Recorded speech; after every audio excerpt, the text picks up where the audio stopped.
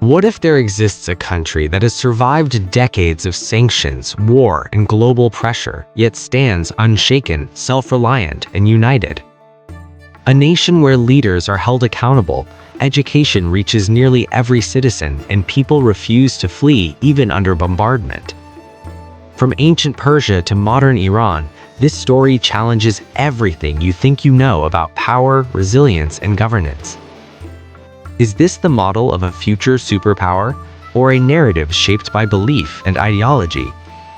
Let's uncover the reality behind one of the most talked about nations in the world.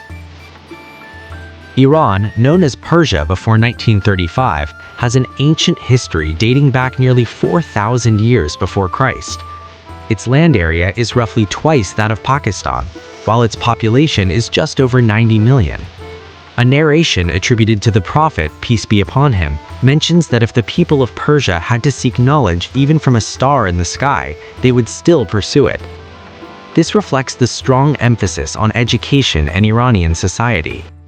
As a result, literacy rates in Iran are extremely high, reaching around 99% even among women. It is also claimed that cooking bread at home is discouraged so that women can focus more on education. Prominent Islamic scholars such as Imam Bukhari and Imam Muslim were associated with this region, and their works, Sahih Bukhari and Sahih Muslim, continue to guide Muslims worldwide. Additionally, a respected companion of the Prophet, Salman al-Farsi, also belonged to Persia.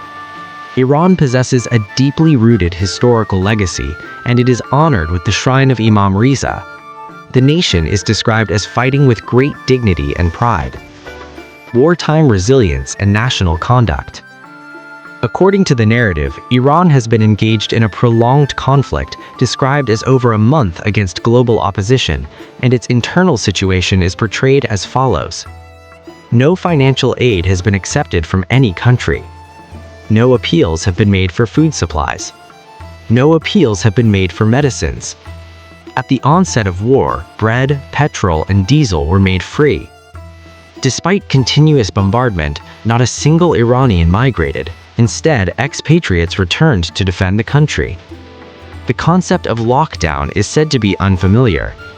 Major traders reportedly allowed people to take goods and pay after the war.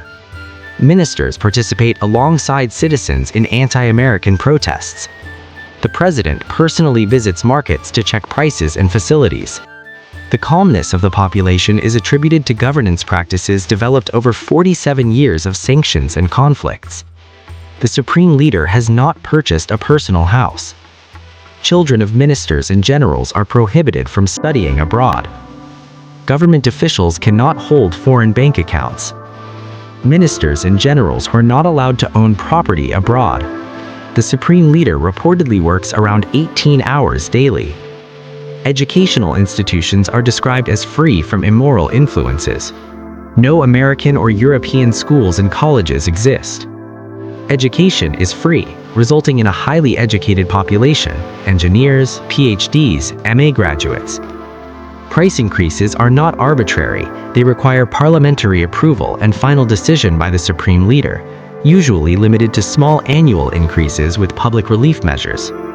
Bread making at home is discouraged to support women's participation in education and social programs. Childbirth is free, and financial assistance, at least 20,000 rupees equivalent, is provided to mothers. The government covers 70% of medical expenses. Patients pay 30%. Crime such as theft and robbery is claimed to be non-existent. There is no royal culture or protocol system. Beggars are not found. Not offering prayers is socially considered a flaw.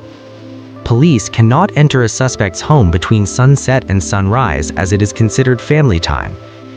Prisons are described as mostly empty if someone commits a crime.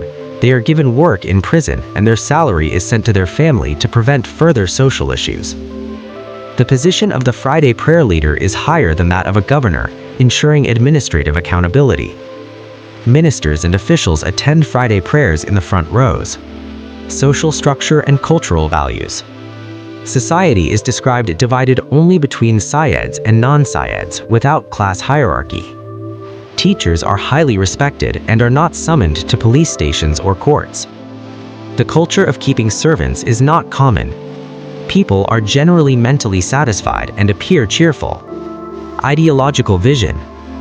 This system is described as a Wilayat al-Faqih model, which Iranians consider a precursor to the rule of the 12th Imam, Imam Mahdi A.S. They believe this governance is a trust that must be protected at all costs. Due to their sacrifices, commitment, and faith, it is claimed that not only the Muslim world but even non-Muslims are supporting them. The idea is presented that if such a system becomes a global superpower, it could eliminate suffering worldwide. Conclusion and call to action. The narrative concludes by describing this as a just global system awaited for centuries. It emphasizes unity among Muslims, patience and perseverance, avoidance of sins, preparation for a future global system, promotion of brotherhood and respect in society, honoring teachers and scholars. A prayer is offered for divine support and success for all.